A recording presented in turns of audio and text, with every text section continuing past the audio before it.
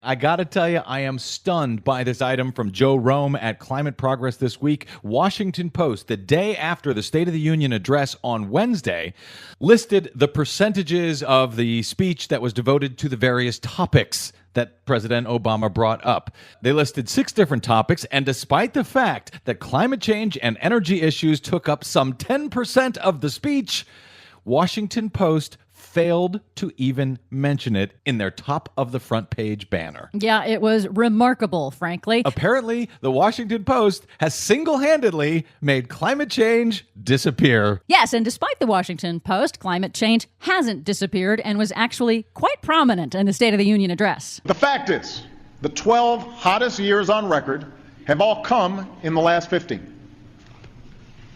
Heat waves, droughts, wildfires, floods, all are now more frequent and more intense.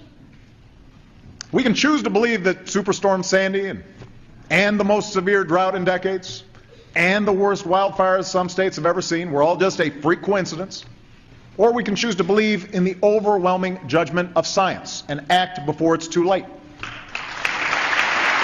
Now, the good news is we can make meaningful progress on this issue while driving strong economic growth. But if Congress won't act soon to protect future generations, I will.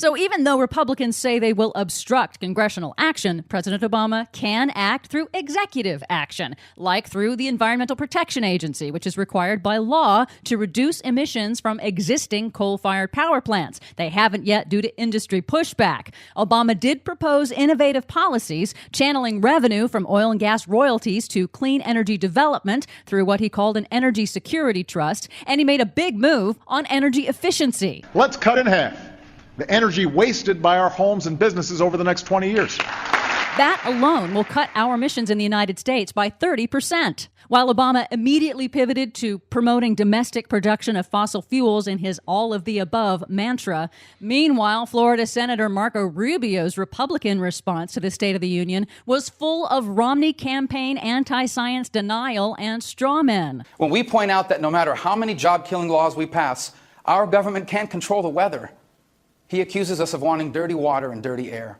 I don't recall Obama ever saying that. No, actually, that was me who said that. But despite Republican obstructionism, polls show that the American public actually wants Obama to act on climate change. A poll conducted by the League of Conservation Voters just prior to the speech showed 2/3 of Americans want him to act now on climate change.